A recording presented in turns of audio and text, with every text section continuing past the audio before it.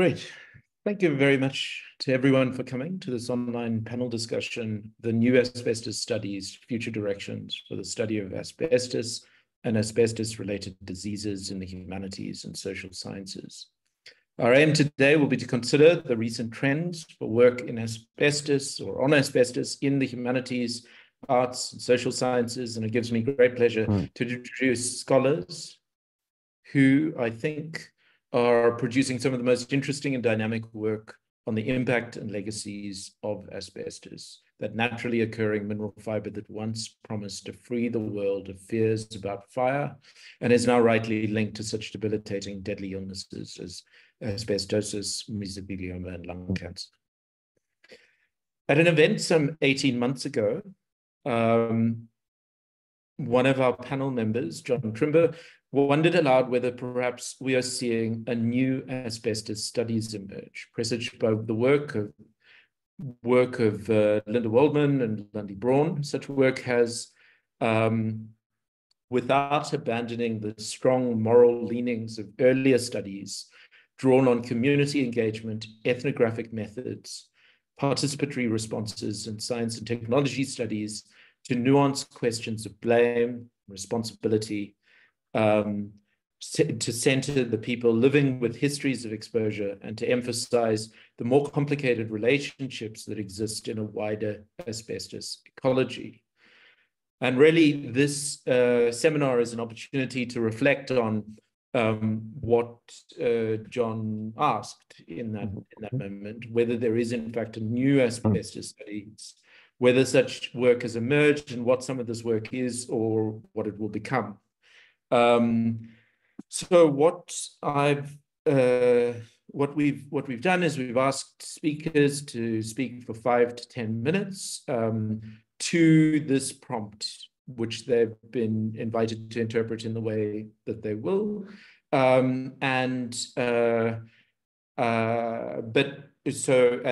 So what we'll do is each speaker will speak for 5 to 10 minutes. Then we'll take a 5-minute break to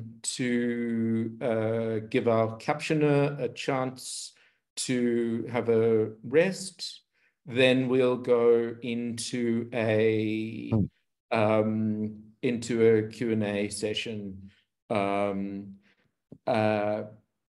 then we'll try to bring things together and hopefully not solve the question of whether there's a new asbestos studies, but perhaps take us some steps further to articulating, if there is, what that indeed is. I should say that the session is going to be recorded, and I hope everybody is okay with that. And it will be uploaded to the Welcome Center YouTube channel. We're now technically being hosted by the Welcome Center for Cultures and Environments of Health at the University of Exeter. And my name, as I should have said if I was a good host right at the beginning, is Arthur Rose. What I'm going to do now is introduce all of our speakers and then call on each speaker in turn to speak, and then we'll continue. So our first speaker will be John Trimber, who's Professor Emeritus of Rhetoric and Writing Studies at Emerson College in the USA. He has published widely on cultural studies of literacy and language ideologies. His book, Grassroots Literacy and the Written Record, A Textual History of Asbestos Activism in South Africa, is based on 15 years of work with village-based activists in retrenched asbestos mining districts of the Northern Cape in South Africa. Then we're going to hear from Yonsil Kang, who is a curator at the National Science Museum of Korea. She received a PhD at KAIST, the Korea Advanced Institute of Science and Technology in Science and Technology Policy, with her dissertation on asbestos hazard and the politics of science in South Korea. Her research includes history and politics of the environment and health, science communication, science and the public, history of science, technology, and the environment in East Asia. She worked at the Catholic University of Korea, Drexel University, and KAIST Center for the Anthropocene Studies. Then we're going to hear from Agata Matseo, PhD, MSc, who is an adjunct professor at the University of Bologna. She has conducted extensive research in Italy and Brazil on anti-asbestos activism from a critical medical critical medical anthropological perspective. Her publications include the monograph Dust Inside: Fighting and Living with Asbestos-Related Disasters in Brazil, in 2021. Finally, we will hear from Jessica Van Horsen, who's professor of history at McMaster University in Canada. Her work focuses on environmental health and contamination. Her first monograph, A Town Called Asbestos: Environmental Health, Contamination, Resilience in a Resource Community, from 2016, explores the history of the community once known as Asbestos Quebec, which housed the largest open-cast chrysotile asbestos mine in the world for much of the 20th century. She is now a co-investigator on the mining danger, industrial disease, accidents, and pollution in Canada's mines and mining communities, 1817 to 1990, funded by an SSHRC Insight Grant. While her work on asbestos is ongoing, Van Horsen also explores the history of augmented natures and the way that plastics and other synthetic materials came to simulate parts of the natural world. It gives me great pleasure to welcome you all in virtual space to the University of Exeter. Good evening, good morning, good afternoon. I want to just say that everybody's coming from Korea, South Korea, Italy, Finland, Canada, the US. There is a lot of generosity in the time that people are giving to this, and I just want to thank you from the outset for that. Could we start with you, John? Thank you, Arthur. And I want to thank Arthur for organizing this, also the Welcome Center, and to note I'm delighted to be here with other people whose work I really admire. Thinking about the possible emergence of a new asbestos study that's both continuous with earlier work, but at the same time offers new perspectives and paths of inquiry. The point I want to start with is that the new asbestos study, if in fact there is such a thing, and I realize the very existence remains debatable, is not the kind of academic revisionism one finds, for example, in historiography, when in the 1960s, a new left history from below attacked the focus on great men and the central institutions of power. Or in literary criticism in the 1980s, when new currents inspired by post-structuralism, deconstruction, post-colonialism, feminism, cultural studies, the Black radical tradition, and so on, mounted a sustained campaign to replace earlier styles of close reading in the post-war period, canonized in the new criticism.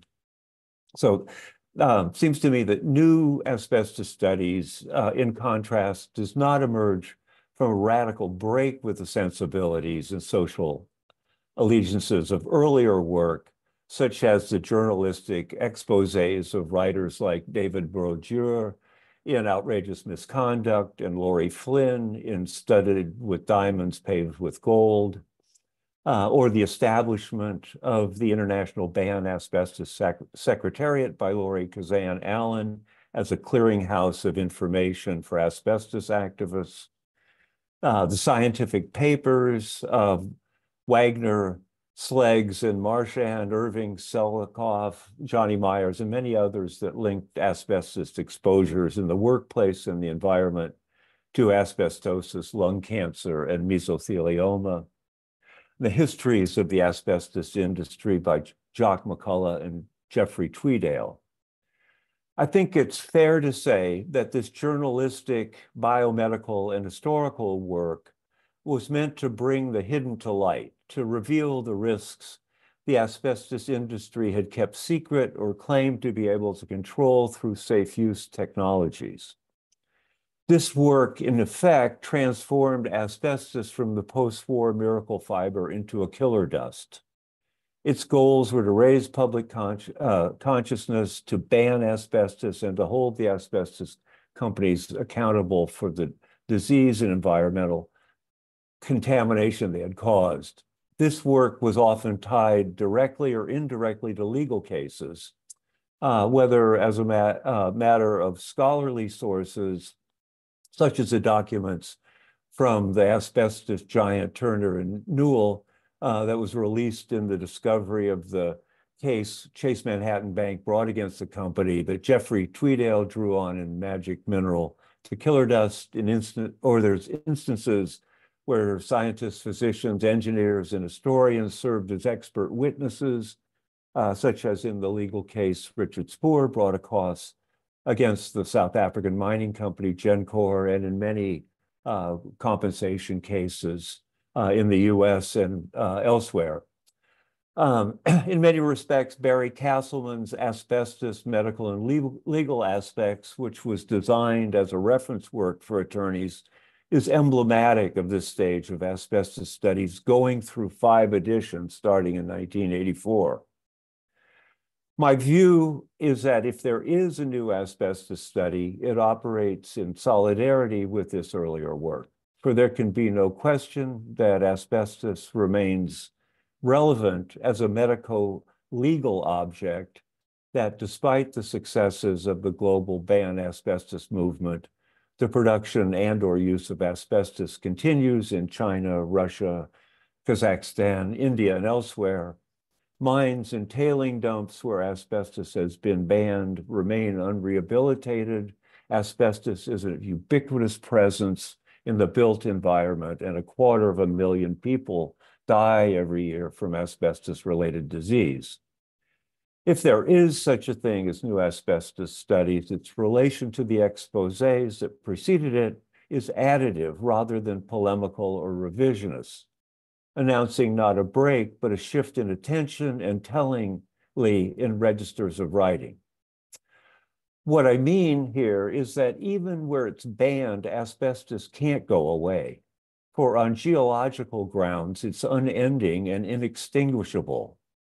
In many respects, what we're calling the new asbestos study amounts to the recognition that the meanings of asbestos have not been exhausted by the medico-legal episteme, that beyond the court cases, advocacy campaigns, and national bans, the mineral seems to keep signifying, to demand from us new understandings, as though asbestos exerts a kind of rhetorical pressure to persist in talking about it.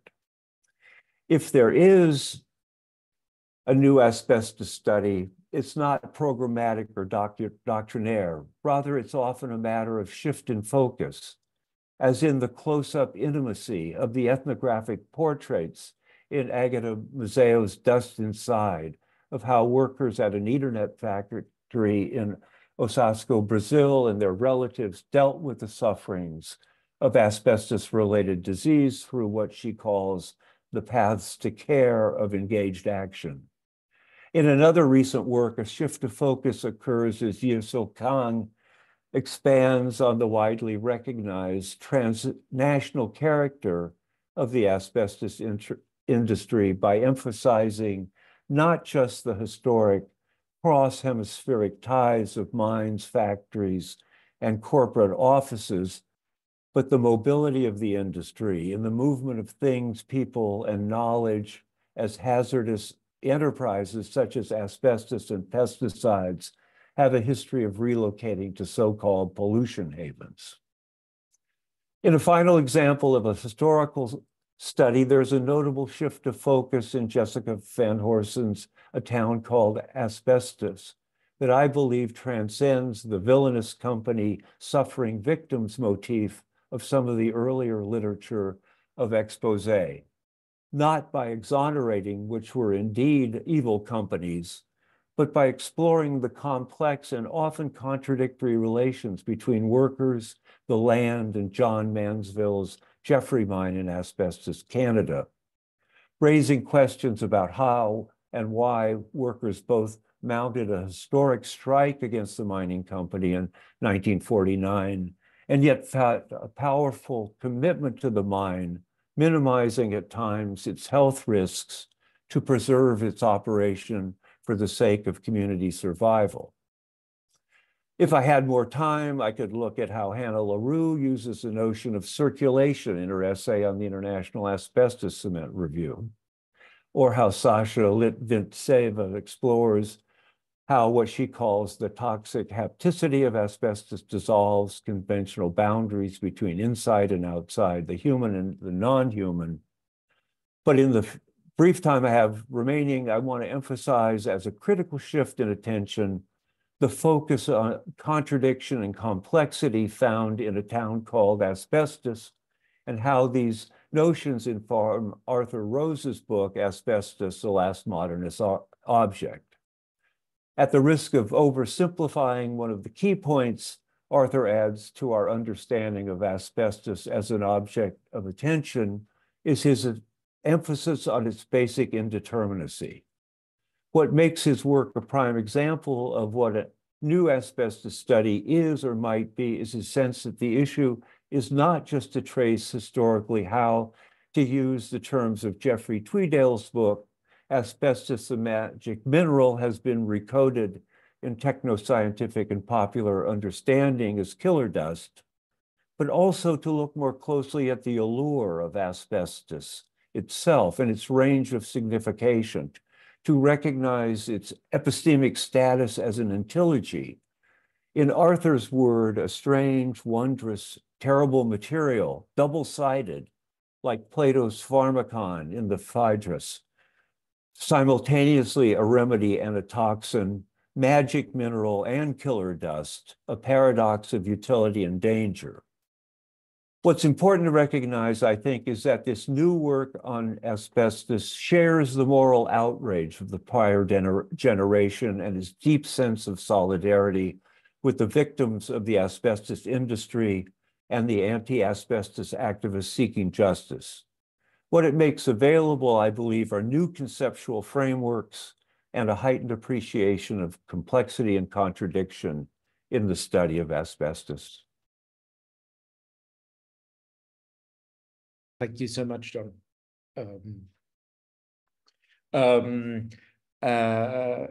Characteristic generosity of spirit. I'm now going to move us quickly along to Yonsul, who will take the next session. Thank you. Thank you very much for very nice introduction of overall how asbestos studies has moved on, and including my work. I'm very honored. And let me share slides.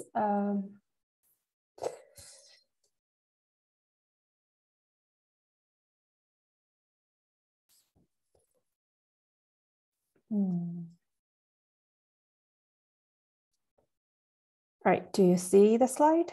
Yeah. Right. All right. So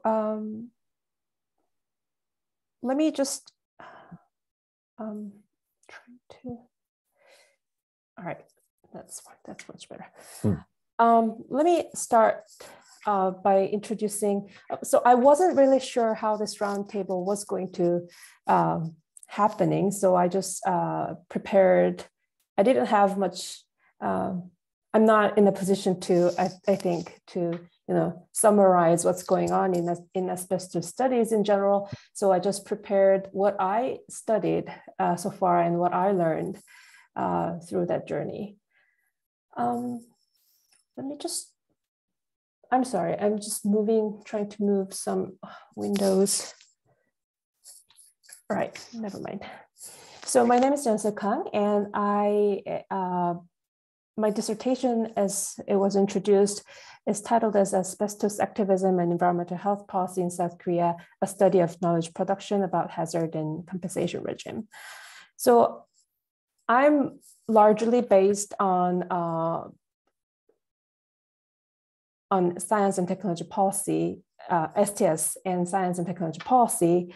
So naturally, I was very much interested in how politics of knowledge was playing inside asbestos activism and through the course of how asbestos regulation was made.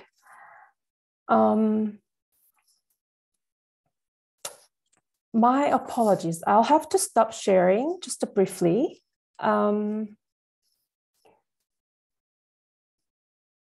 Because I'm having a little bit of trouble of reading my note. My apologies, I'm sorry.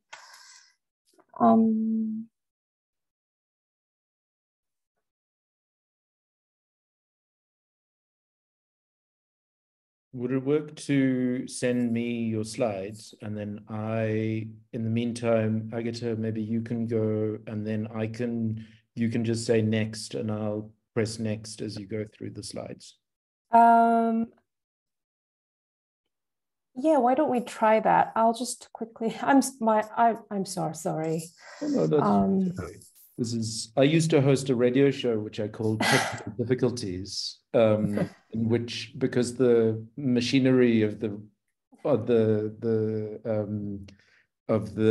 university radio show was so old, much of the show was just me ad-libbing kind of conversation with Berlin while we tried to work out how to resolve the technical difficulties. So shall we do? Why don't you send it to me, or have you got it? I think, why don't we, if that's okay? I mean, during I send the file and resettling, why don't we hear from Agata first, and then I can come back to me. I'm so sorry. No, it's great. It's okay. Okay, I'm going to share my screen. Okay, can you see my slide? Perfect. Hi to everyone. First of all, I want to thank Arthur Rose, the Welcome Center, Jessica, Phil, John, and all of you for the participation.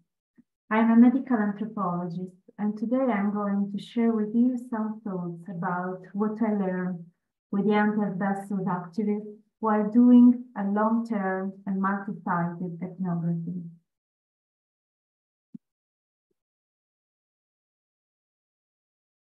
Across Italy and Brazil, I conducted fieldwork in the cities of Bari, southern Italy, Casale Monferrato and Bologna, northern Italy, and Osasco, São Paulo in Brazil. In all the four sites, the relationship with the local anti-asbestos associations has been crucial for the realization of the study itself and for grasping the nuances of the invisible disasters caused by the toxic market of asbestos. The ethnographic approach allowed me to enter the intimate worlds of those living an asbestos-related disaster experience.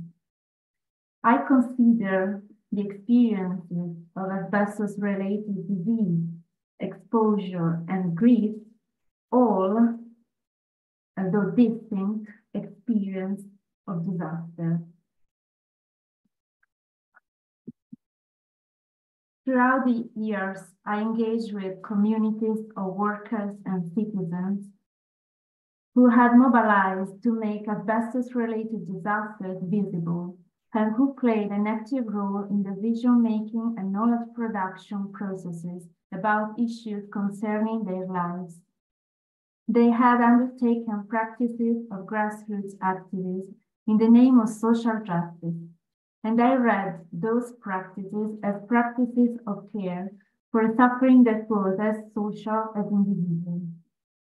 Asbestos-related disasters are paradigmatic of other numerous disaster processes, which often occur silently and unperceived in our increasingly interconnected and unequal world. Ethnography and the encounter with the anti-asbestos activists helped me to question and enlarge the meanings of certain terms such as victim, exposed, disaster, and care. What I learned with the anti-asbestos activists I met primarily concerns the necessity of a contextual and holistic approach to any kind of public health issue. A broad and deep understanding of a social and historical context is fundamental to understand how apparently distant factors are interrelated. Second, it is essential to consider the transnational trajectories of a process to place a local experience in a broader context. This represents a crucial step to tackle global health disasters, which can very often be read as the embodied expressions of centuries of Western exploitation of populations and natural resources around the world. In this regard, asbestos-related disasters are particularly illustrative of the so-called double standard policy, when dangerous production and management result in the export of toxic industries and waste from Western countries to those with emerging economies, as John reminded before. Third, the anthropological analysis, by focusing on the cultural dimensions of health and suffering, sheds light on the active role of men and women, social and historical actors in the elaboration of meanings and practices, which, although can be perceived as natural and taken for granted, are always culturally informed. In this current context, impacted by asbestos pollution, be it in Italy, Brazil, the UK, or elsewhere, exposed workers and citizens have played a crucial role in promoting risk perception, advancing biomedical knowledge, elaborating epidemiological evidence. This has happened when the local sociocultural texture has favored the dialogue among social actors with distinct forms of knowledge, experiential in exposed communities, biomedical among health professionals, and political among unionists. Asbestos kills. Another world without asbestos is possible. I believe it, as I believe that an asbestos-free world, a healthier and more just world, can be realized only if global health issues like asbestos-related disasters will be investigated and taken from transdisciplinary and participatory approaches. Combining multiple perspectives is necessary. Favoring and engaging with a constant exchange of knowledge among professionals from different backgrounds, stakeholders, civil society is beautiful. I think that these premises represent the future directions of asbestos studies, not just in the field of humanities and social sciences, but in the broader movement for social justice that is the global public health. Thank you for your attention, and I stay available for any questions. Thank you very much, Agata, for a great presentation. I've got Jonso's slides, I think. I think we'll move straight into those. Let me see if I can share them.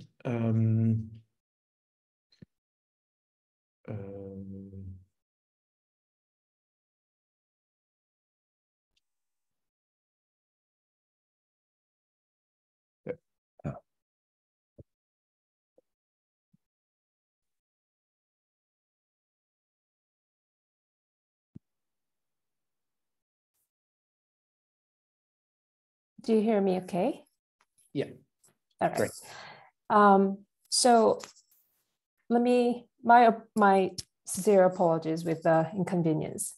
So I'll start again. So I studied at the Graduate School of Science and Technology Policy, where we extensively considered a policy based on Science and Technology Studies, STS. So my dissertation was about asbestos activism and environmental health policy in South Korea, and I focused on how politics of science and politics of knowledge was involved in this process. And I did about 18 months of field study in asbestos activism, as well as with medical experts.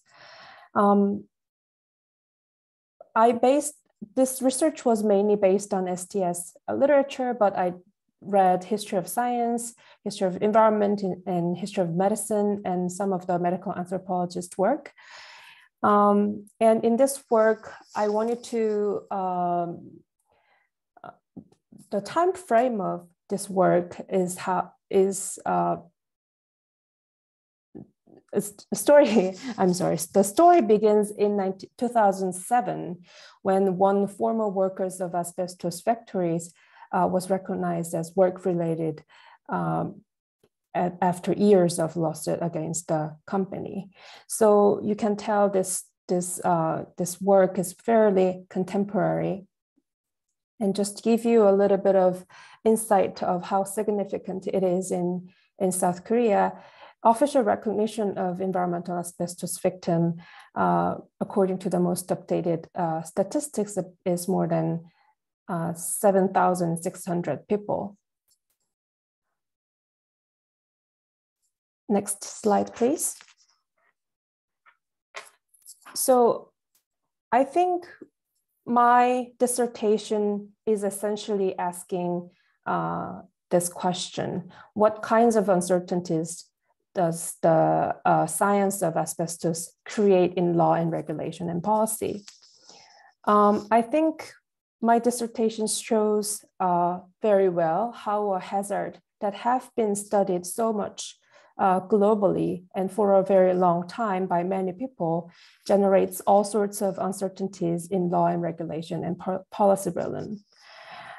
The status of science of asbestos in South Korea, when all the asbestos became major problem, environmental health problem in South Korea, it was considered as one of the textbook knowledge, often I refer, meaning all the medical students was learning about asbestos and what it caused to our body and what kind of diseases it creates. However, what I found out was that this textbook knowledge was not functioning properly in regulation and legal settings and policymaking. Major context here is that in South Korea, when I started this field work, asbestos was not an occupational health problem. Of course, it was an occupational health problem, but it was considered more severe, more concerning issue as an environmental hazard. So because many of the scientific studies and many of the regulations back then was based on workplace setting, there was a much of confusion in translating workplace science of asbestos based in workplace to ambient environment. So the questions like whether the regulatory limit of asbestos then only applied to workplaces was applicable to ambient environment as well. If it's not, how low is safe enough? And there was also a question of sampling and analyzing asbestos in different places. Can we use the same method of analyzing asbestos in workplaces in ambient environment, such as public schools or park or public buildings? And there were also issue of building causal relationship. How can we establish the causal relationship between the illnesses with asbestos exposure if asbestos exposure is environmental, meaning that you are not very clear about your source of exposure. To provide compensation, how to set the burden of proof to the environmental victims. So all these questions that was raised and asked when the occupational victims were treated and occupational victims were compensated were asked again in a different setting. So with that research, I learned that science, science get challenged in various ways in law, regulation, and policy. And you will need different types of knowledge-making processes. Next slide, please. So this is the standard films for various asbestos-related diseases. So in South Korea, for example, to properly diagnose and categorize and compensate environmental asbestos victims, they had to go through diagnosing and categorizing illness cases again and made a standards for each cases. Next slide, please.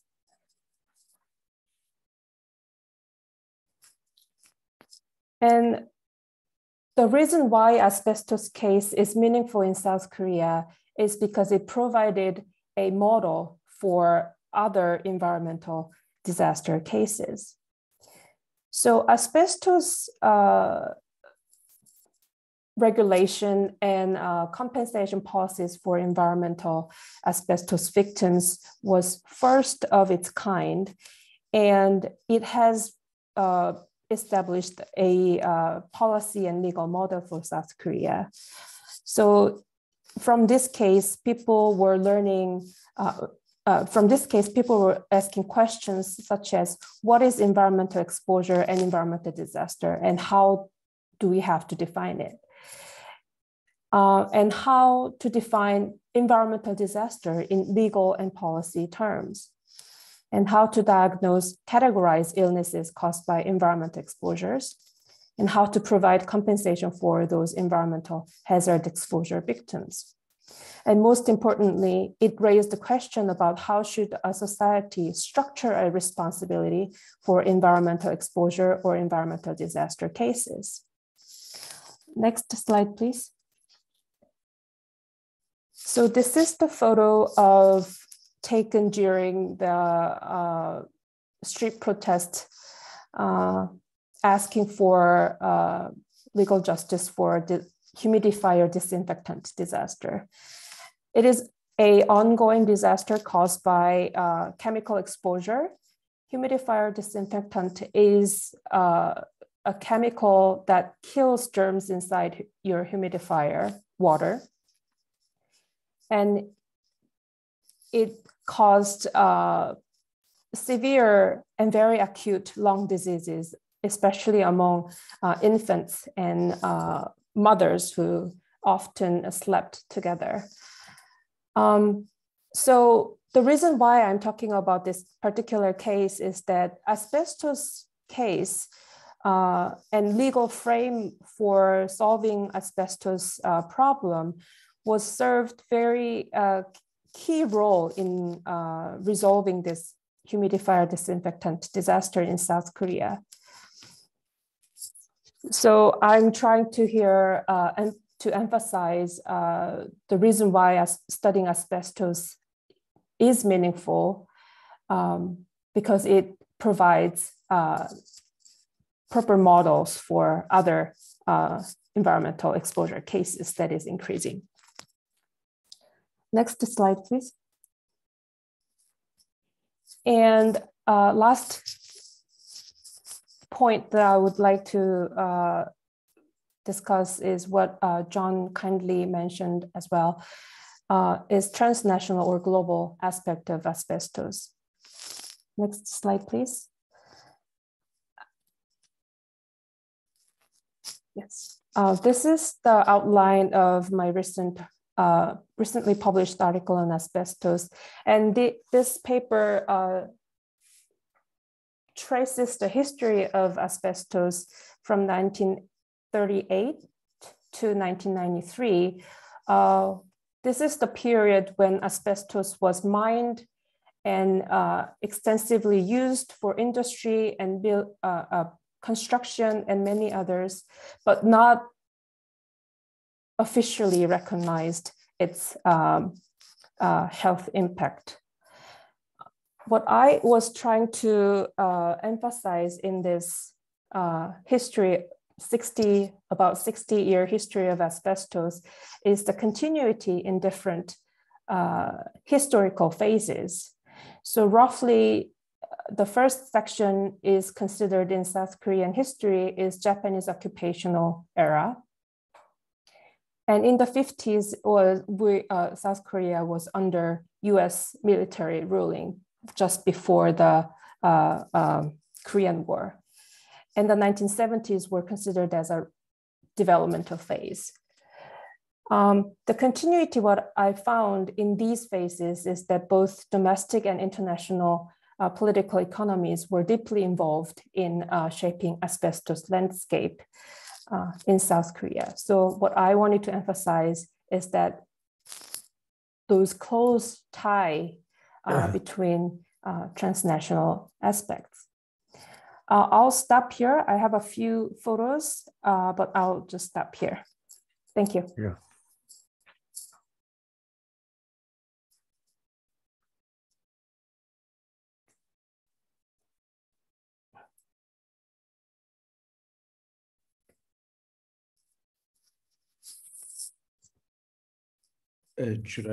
Would you like me to run through the rest of the photos? Or, thank you I very think much. I just did. Yeah. Thank you. Thank you very much. I'll stop sharing then, and thank you. And now Jessica. Hello, everyone. Thank you for being today, and thank you again to Arthur for arranging all of this. It's not easy, and it definitely works. We're welcome to find a time slot that would work so well. I'd like to just finish today by giving a bit of an overview of the field. From my personal history with asbestos, in Canada, every school child learns about asbestos, not from a contamination point of view, not from a it's going to kill you, it's everywhere point of view, but from a political point of view, it is a central component of Canadian history. And so in school and history class, you learn that it's a key part of the curriculum here. There was an asbestos strike in 1949 in the province of Quebec. And in 1956, this book was written about it, edited by future Prime Minister Pierre Elliott Trudeau, announcing that the asbestos strike caused revolution in French Canada, and naming an ethno-nationalist ideology within French Canada in the asbestos strike. Asbestos, the industry, is actually a sacred industry within French Canadian history and a firm part of Canadian history going forward. And it doesn't really, it's not in a reflective sort of way that this industry had these problems and the workers were justified in that. It's more as like a religious, political uprising. So that was very weird. And in the introduction, Trudeau writes that it was the time, not the mineral or the place, that caused the revolution. And I just during my undergraduate degree, I went to university about half an hour from the town of Asbestos, as it was then called. And I remember going there, just like, there's a place called Asbestos. And going there with a friend and being amazed at this community. Reflecting on the book about Trudeau, it jive with what we saw on the ground in that community. And so when it came to doing my PhD, I thought this is where my attention should be. And so I started by engaging with the current, what I call at the time, my Asbestos League of Scholars, an international community of asbestos scholars who had accessed corporate records through Freedom of Information, or court cases and things like that, and who had these documents clearly documenting corporate crime. Their publications very much focused on that aspect. Specifically, Jeffrey Tweedale was essential to giving me such great support when doing my early research. Dave Goleman, as well, in the United States, was also central. But both of these scholars warned me at the start, this is going to change your life. You are not going to believe what these companies were doing. And it may be generational, it may just be perspective, but I wasn't surprised. Growing up in the 90s, I wasn't surprised, but I got to the 2000s that companies were evil. And so while I appreciate their shock and horror and the impact that crime had on people, that isn't what my focus was, because I took it as a fact. I know companies like this are bad. Maybe that's not the case, but that's my personal perspective. I really did wonder what it was like to grow up in these communities, in asbestos communities, how that impact understanding of risk, of disease, of health. And especially as I started my research, and the head of the local archive said to me, "You want to know about asbestos?" And he pulled this out of his pocket. This is a piece of raw asbestos, and he threw it on the table between us. And he wasn't an asbestos miner, he was a school teacher, but he had worked in the mine for the summers when he was younger.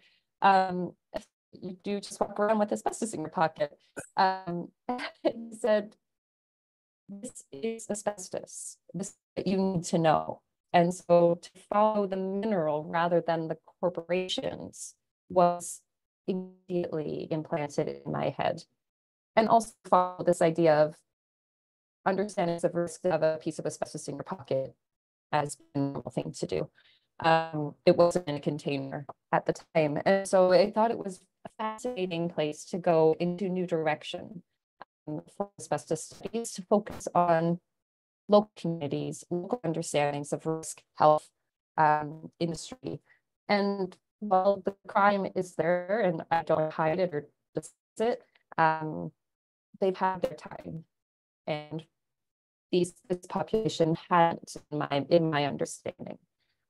So I was a bit uncomfortable being this interloping academic, going to these communities. And I felt just like I was learning so much about their deep personal histories that they didn't know themselves. Especially there's a language barrier. The community of asbestos is French language. And majority of my publications are in English, and majority of asbestos studies at the time were also in English.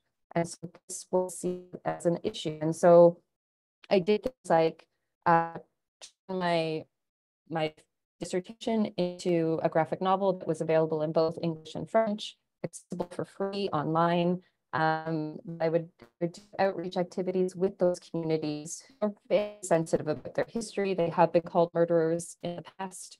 So I made web documentaries and things like that. And I really wanted to make my work accessible to these populations. And I gave all the research that I did for my book to the community archive as well, which hopefully will have an impact there as well. This did get into some trouble with, asbestos is a very heated, sensitive issue, and I appreciate that, but everyone on every angle thought that I was on the other side.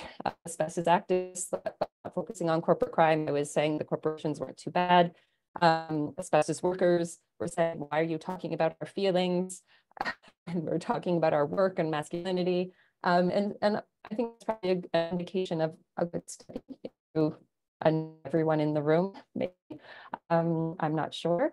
So that is where I've come into this field. And you get rid of asbestos, as I think we all appreciate in the and in research. So I am continuing into further non-asbestos mining communities that have had deep asbestos contamination, and how they are appealing for aid and support and cleanup. And with this frame is my understanding of the life cycle of asbestos, from mine to hazardous waste dump. And the way I see the field going, we have emerged from the mine. We are very quickly leaving the factory behind as well. We're going into communities. These are multi-sited, as I was talking about, multilingual studies of community, how asbestos has impacted communities around the world, rather than just North American focus, or just, English or Scottish or German focus or South African focus. And this is really exciting. And so we have emergent scholars like Rose himself, who the culture of asbestos. That is something that wouldn't have been discussed 50 years ago, for example. Right. That's a real indication of a field change into the interesting new places.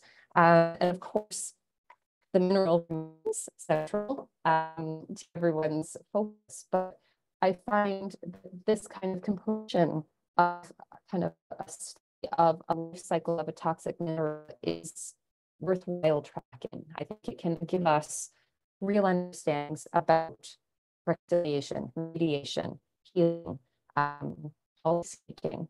And this is the direction that I'm seeing. We still get the and cancer studies from the science fields very often, very regularly, and there have been new innovations in cancer treatments, especially for mesothelioma, which is really fascinating. But what I'm interested in is, how do you move beyond contamination? How are communities, how are people moving beyond this? The of asbestos a few years ago renamed itself to Val de Source, and I had an identity crisis ever since. But it was a referendum. Everyone over 16 was able to vote on the name change. They had proposals for name changes before, but they had been turned down. To me, this is a sign that the younger generation in this source wants to move beyond. How do you move beyond when you have a 2-kilometer wide open asbestos mine in the heart of your city? How do you move past that empty chair that Agatha showed us in her photograph there of the asbestos victim?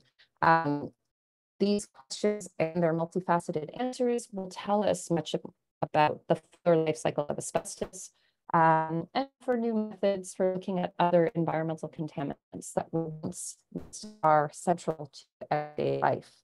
As Ansel has mentioned as well, that this is a continued story and there are parallels. And so I think the next wave of asbestos studies is making those links, making those parallels, going beyond the factory floor into communities, to make the links between contaminants, between brief, between regeneration in these key sites of the world. And in Canada, all of the emergent scholarship on asbestos has been in French last 10 years.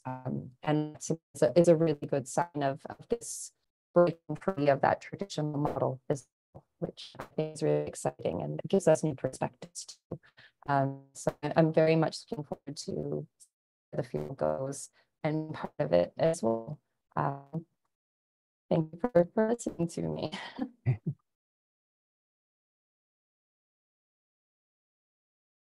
Thank you so much, Jessica. That was a brilliant way to round off the speaking section.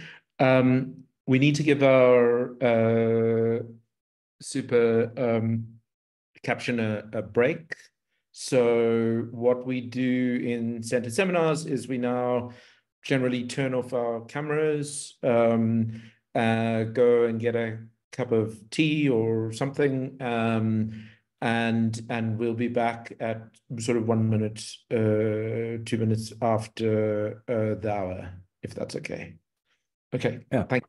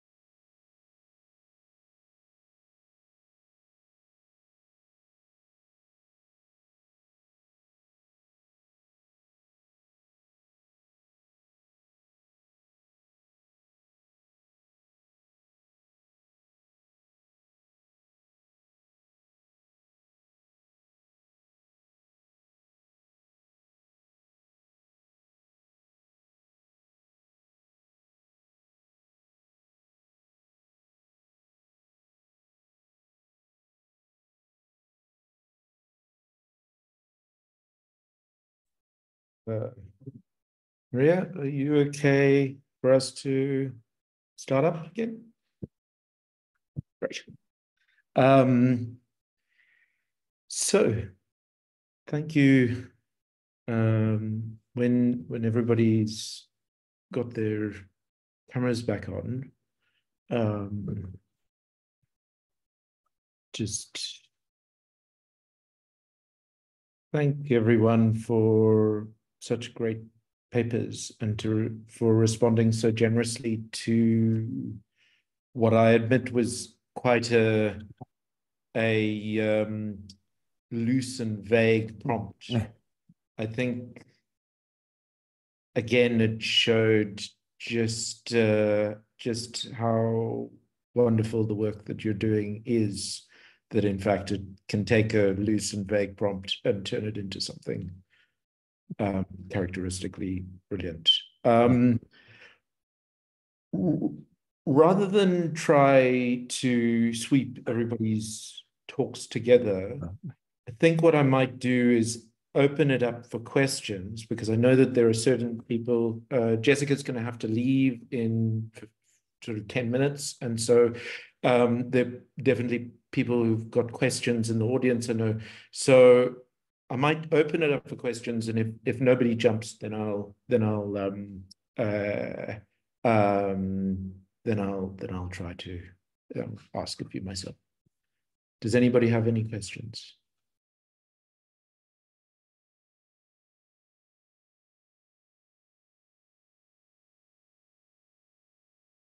Yeah, Chris. Yeah, thank you, Arthur, and thanks, Arthur, also for organizing this. It was really interesting, and I was struck by some of the things that John said in his presentation around this attempt to distinguish kind of two stages in the kind of intellectual engagement with asbestos. And it struck me because I saw some similarities with some of the work that I do on psychiatric institutions, where you can also see kind of a first generation that was very critical and kind of making the case against and trying with exposés, journalists kind of hiding inside institutions and publishing. And then a second more, that I would say more revisionist, kind of discussing actually the outcomes and the complexities. And I was wondering if, because I understood that this new asbestos, the kind of work that was presented today, is not a discontinuity, but kind of looks at the many threats that maybe were not that visible in the initial work. But I wonder if there is a sense of how those initial, how that in more medical and legal work, how does that kind of people see the new work, or see the more kind of STS lines of work, or more kind of methodologically diverse, or work that kind of wants to recognize more complexity rather than siding with the quest for justice, for example. If there is a sense of attention, probably maybe between the first generation, quote unquote, and the kind of new studies that are presented today.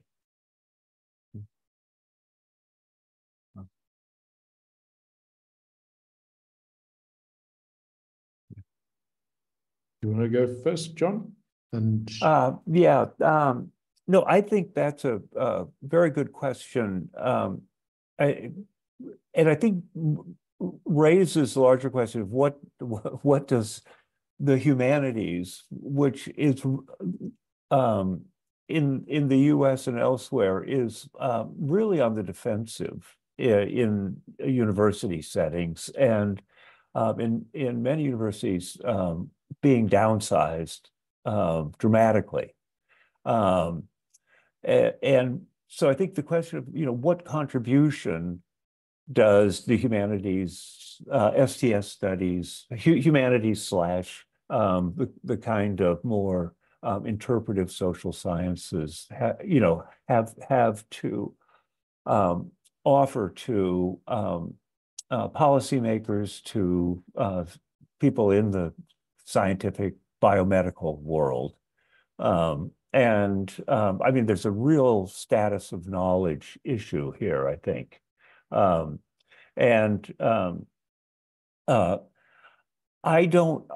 trying to think of instances.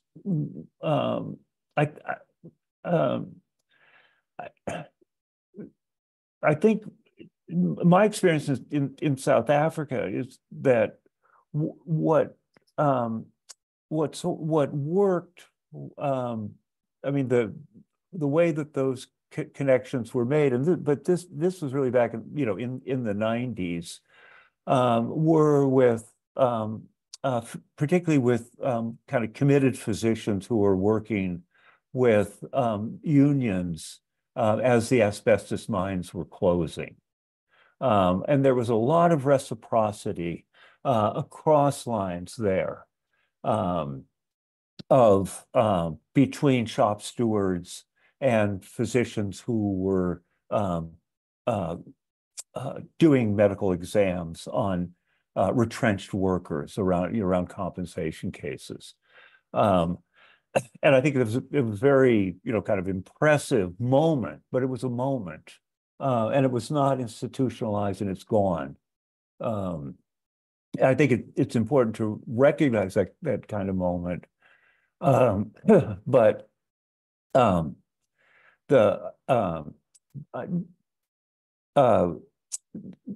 there's other kinds of issues. One of I'll just say one kind of contemporary issue has to do with race correction around lung capacity in compensation cases, and the way in which scholars, and I'm thinking particularly of Lundy Brown, who has done historical work on the spirometer and how it was used, how race correction was programmed into it in a way that made it along racial lines, that made it more difficult for Black, or in South Africa, colored mine workers to get compensation than white workers. For very kind of complicated historical reasons. But working with, she has been able to work with directly with scientists and professional associations in questioning the racial correction in lung capacity, and it looks like that will be changed. So I think that's to me a positive opportunity. I think the question is, how does that emerge? I mean, there were a few pulmonologists who read an article by Lundy and contacted her, and it kind of grew from there. So in a way, it was serendipitous. But I think perhaps publicizing the role of historical investigation and social scientific understandings for the biomedical world, which there's largely resistance to. I mean, it's seen as a hobby for physicians who write poetry or play music. So I don't know. That's some kind of wandering thoughts about it. I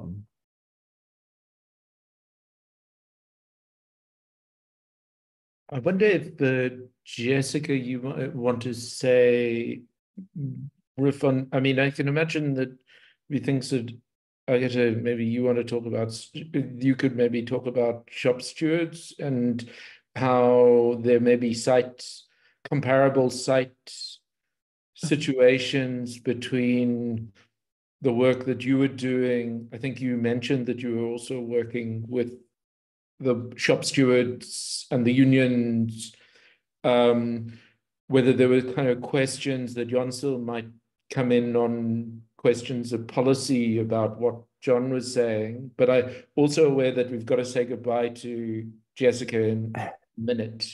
So I wonder whether you want to say anything before you go, Jessica, or whether you want to, yeah. I'll say something. John. Sorry to put you on the spot. No, I mean, it's all right. Thank you for conscious of my waiting students. I think there's a tension there. A little John highlighted some reasons for that. I think within the tension there is excitement as well, that it is a next wave, it is new, and it's been building all of this material as well that has come before. It's not that we're throwing everything out. And so I think what is most exciting to me is those investigations that go beyond traditional frameworks. And that's where the excitement is. And that to me is the real impact and global devastation of the asbestos trade more generally. And that's what I'm most looking forward to. I will also say today I'm getting John's band insulation put into my house. I did not choose this material.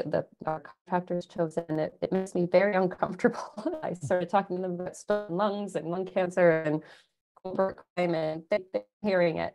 So it's interesting. But it's fascinating to me, this cyclical nature of asbestos and the kind of ghosts there. There's a lot of cleanup efforts to be as well, and I would love to track that sort of thing. The Turner Newell plant in Rochdale, outside of Manchester, is still so contaminated, and nature walk, and how do we mediate these two things? And there's real scope for investigation and actual action. Humanities scholars don't often get involved in the streets of like real change happening in real life. I think for asbestos scholars, there is very much an opportunity for us to take a place and role, and medical steps and those sorts of things are so important for sure.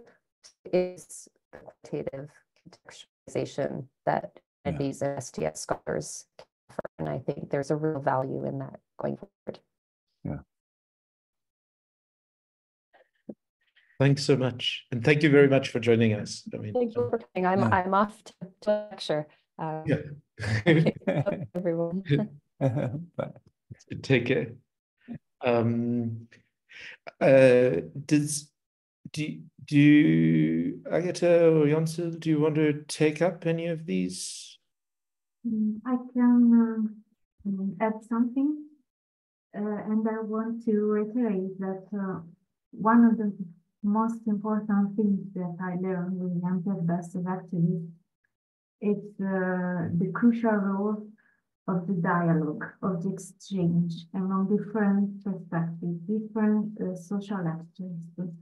This dialogue, this exchange doesn't happen by chance. Specific circumstances, favorable context make it possible. So I think that what anti-asbestos activism and asbestos-related disaster processes can teach us is about the strategies to build bridges among disciplines, among distinct perspectives. I think this is one of the key points, because at the moment there are many invisible and silent disasters, and we have to take them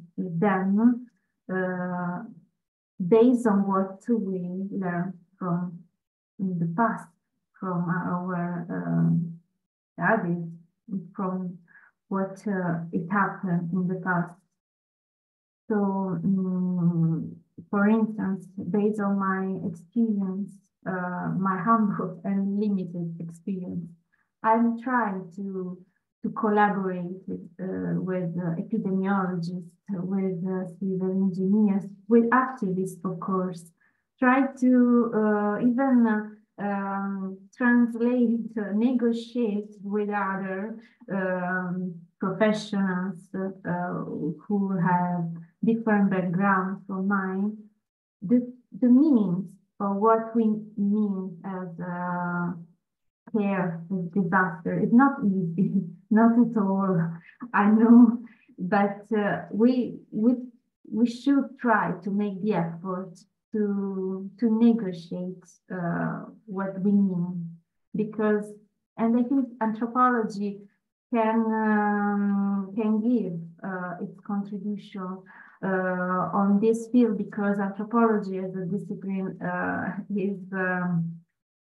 has made his history like thinking and questioning the terms itself it uses to interpret the processes and to act in the context. So that's what I wanted to add.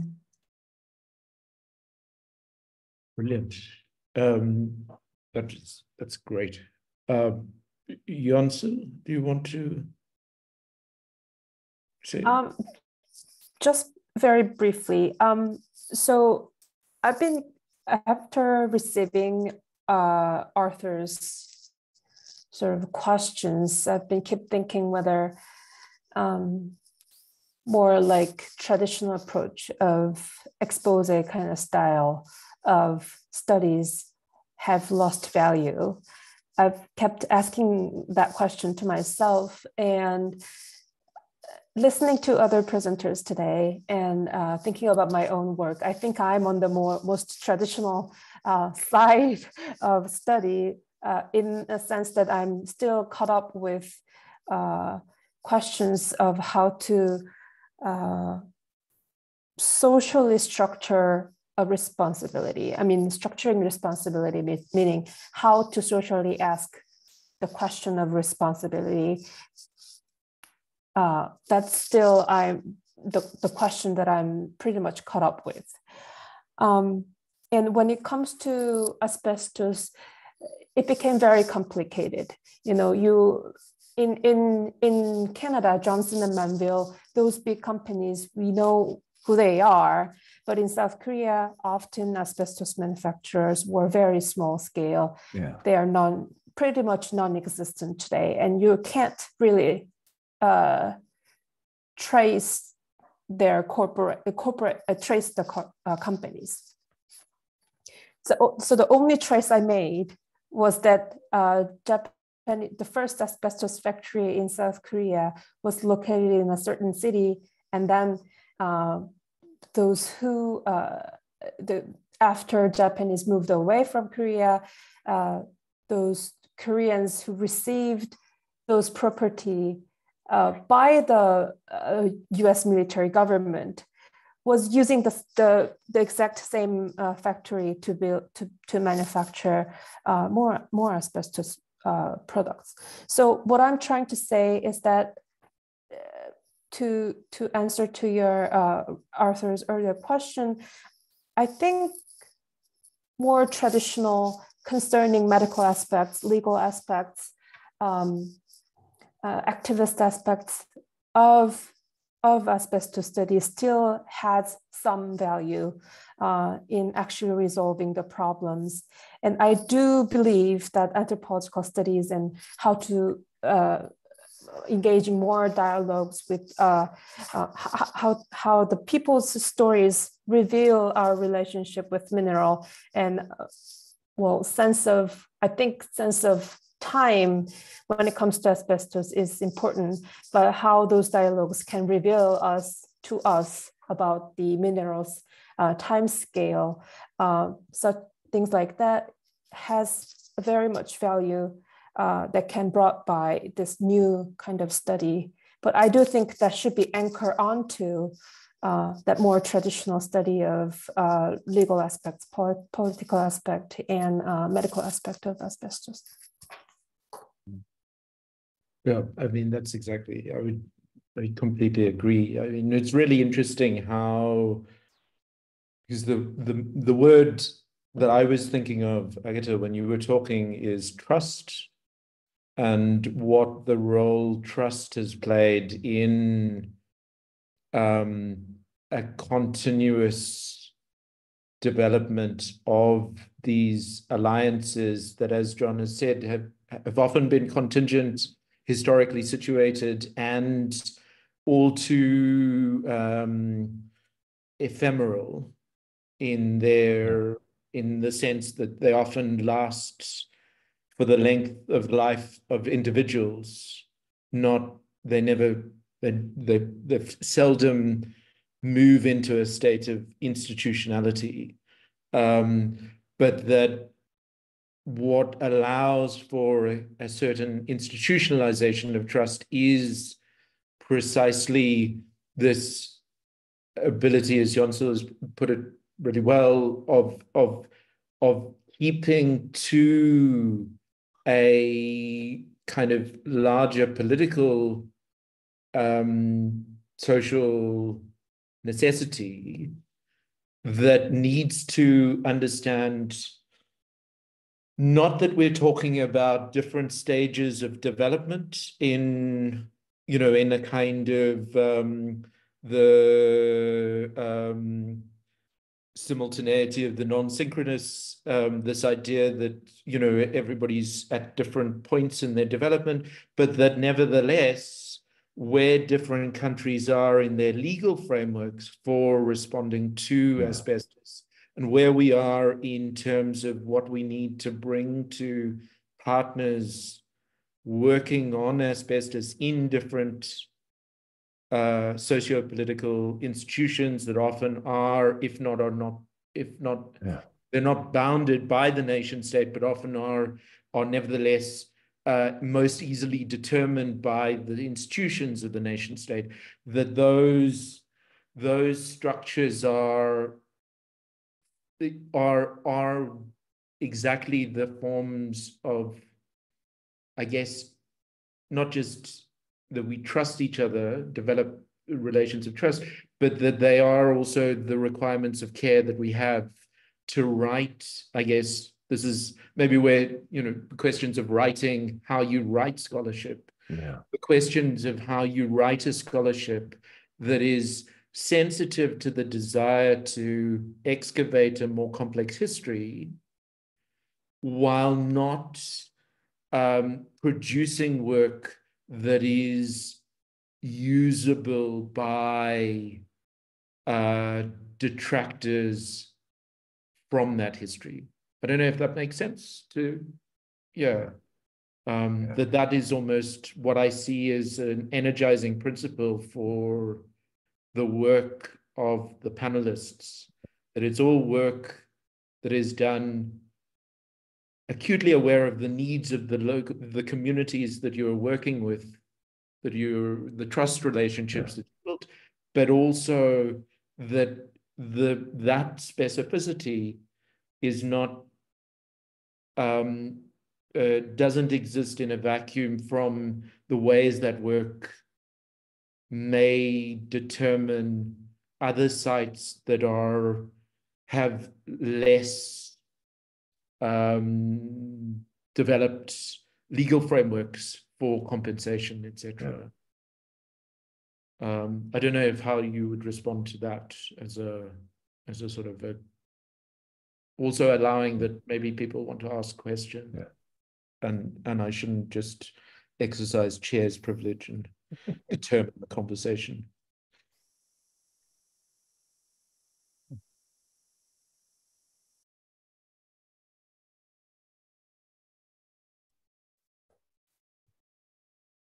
If there is no one, can I just briefly add to what just Arthur mentioned? Well, maybe that's just a little slightly off topic of what you mentioned, but when you said about legal framework of different countries are having and legal kind of status that different countries are having in terms of asbestos, what I learned is that law is one of the most easily transferable thing when it comes to asbestos. You learn from certain analyzing method. You learn there is globally sort of agreed upon regulatory limit, but when it comes to the case of South Korea, for example, all the regulatory limits are imported. It's just transferred. Yeah. And when it comes to applying those things, there is a lot of struggle. How do we set this analyzing system? How do we establish those analyzing system? And how do we make it trustable? Things like that. So I think the reason why I keep talking about law and policy is that also related with those sort of transferability or mobility. At the same time, applying it to local context demands a lot of adjustments. So there scholarship has chances to look into, I guess. Absolutely. I think that point is brilliant. Marty, do you want to ask the last? I think we've got 2 minutes, but you can definitely ask a question. Maybe that'll be the last question. I just want to comment on the comment that was just made in terms of the law. That's exactly what we found in Bangladesh in the thesis that I did last year, in terms of the law says all types of good stuff, but getting it enacted to help the shipbreaking laborers or to help those that don't have a voice is the issue. And so what you're finding in South Korea, we find really globally in what I've been doing, whether it's stuff in the United States or stuff outside the United States. So your struggles are the same. I didn't want to take up all the time, Arthur, because you and I talk anyways, but I just thought that would be something worthwhile to add. Absolutely. Thank you, Marty. Unless anybody's got one last burning thing to say, does anybody want to make a last word on the part of our panelists? Any of our panelists want to say a last thing? I know that some of you are in very strange time zones. I mean, strange in the sense that we've asked a lot of you to be up very late. So, and that is seen and appreciated. But just if you've got one last thing to add. One more, thank you. for the, I mean, it's work to set this up. So I think we all really appreciate it, Arthur, and to thank the Welcome for being the sponsor, and for people for coming, and Chris and Marty for your questions. And yeah, thank you for this occasion to think about and to share our thoughts. It's very important. Thank you, everybody.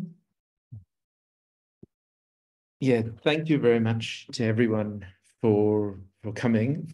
Thanks to the panelists for amazing presentations. And I'm hopeful that this is actually just the start of a conversation rather than an isolated event. And thank you for your provoking points. And as John has already said, thank you to the Welcome Center for hosting this and for providing the infrastructure for this. Thanks to Maria for brilliant work as a captioner. And again, thank you very much to our panelists. It's very much appreciated. And I'll let everybody go now. okay, thanks, Arthur. Brilliant. Yeah, thanks, bye, everybody. Bye. Take care. Thank you so much. Bye-bye. Bye.